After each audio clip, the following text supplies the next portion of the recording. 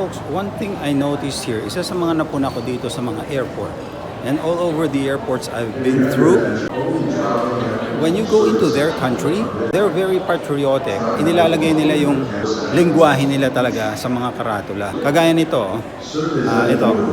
Yan nakalagay, oh. Custom Control Zone, pero may translation siya, French. Ganon dito. Sa Canada kasi, ang language dito is English and French. The dominant language is English and then they have French translation every time. So that's how patriotic they are. The official language here is English and French, and that's the reason why you always see English and French translation all over the place. English at saka French ang translation dito, kaya yun ang mga makikita nyo. So that's how patriotic they are. Lagi nilang ginagamit yung English at saka lagi nilang ginagamit yung French kasi yun ang lengguwahe nila rito. So let's see in Philippines how patriotic the Filipinos are when it comes to their own language. Tingnan natin, folks. Pet relief area. Pero meron siyang... We're gonna have a quick snack, folks, for a bit while waiting for our flight.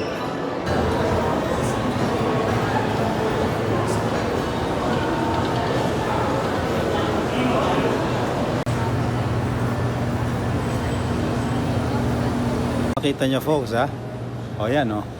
See? Kahit sa mga karatula, kahit saan, yan, kagaya nito, may English, tapos sa baba, may French translation. So, laging ganun dito, English and French. So, it's always English and French because that's their official language. So, ganun sila rito. That's how patriotic they are.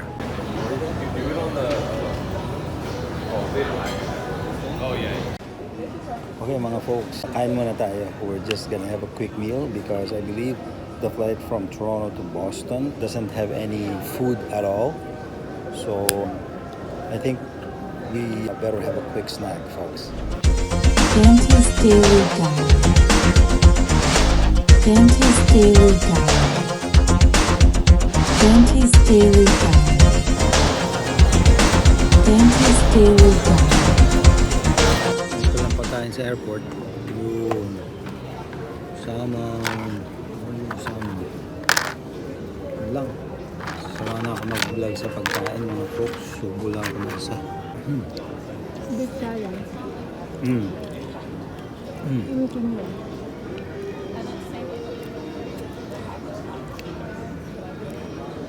Okay, folks, kain muna tayo. If you hear your last day called, please proceed to gate F61 with your passport. Passenger. See here, we bought Starbucks in airport. Now, this is one of the biggest scam here at the airport. Starbucks airport.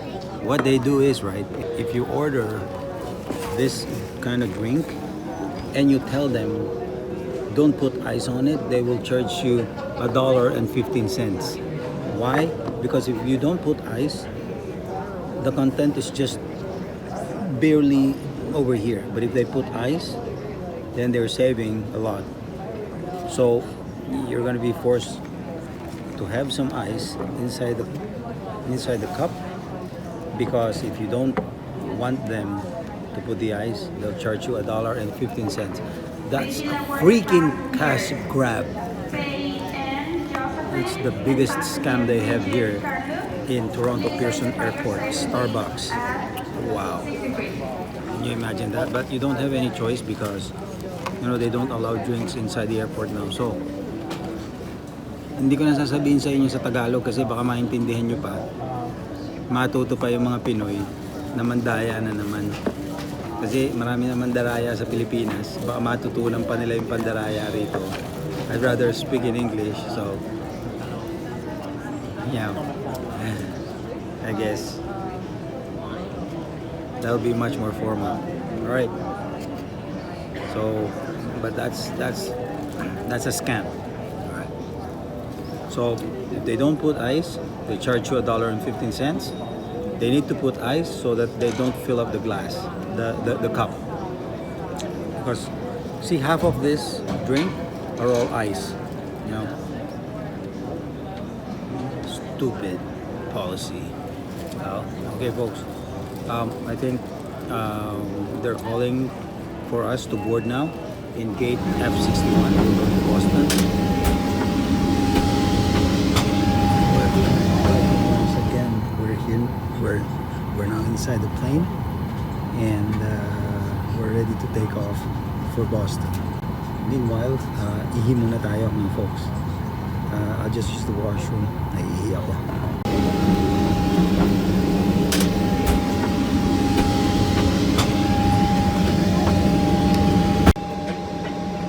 Washroom check.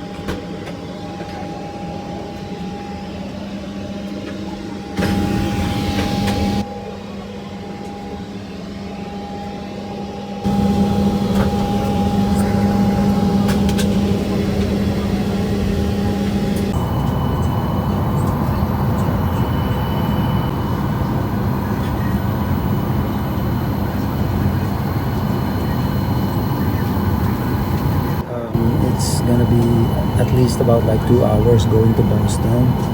2 hours flight to Boston. Medyo maganda yung pwesto ko kasi nasa pakpak.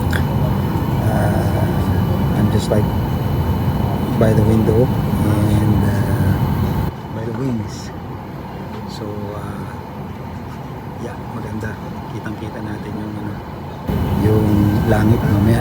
Hindi masyadong puno yung aeroplano so maluwag. Maganda siya. Okay, so we'll just wait for a bit for takeoff and then yeah, we'll see you at Boston.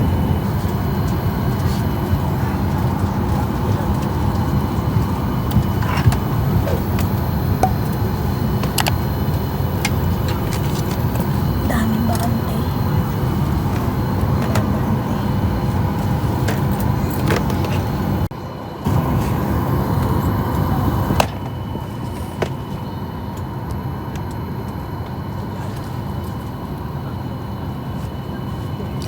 So ito, lagi kong kasama magta-travel.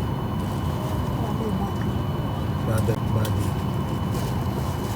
Yan. Okay. So from now on, yeah.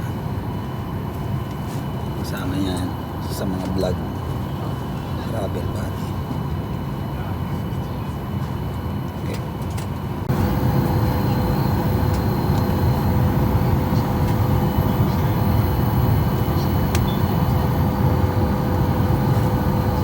Wow.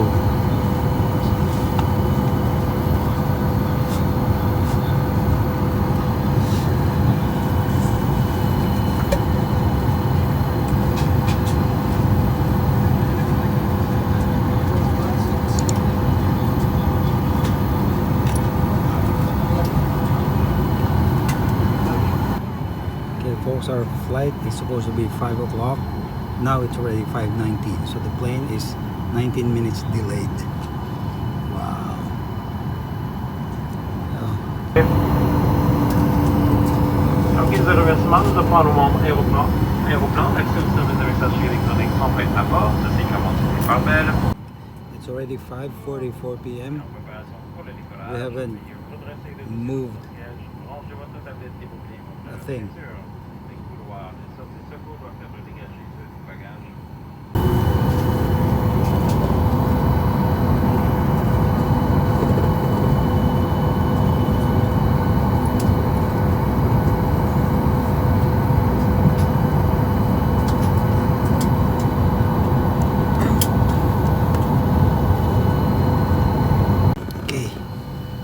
Gumalaw din yung aeroplano sa wakas. And please take a moment to watch your safety.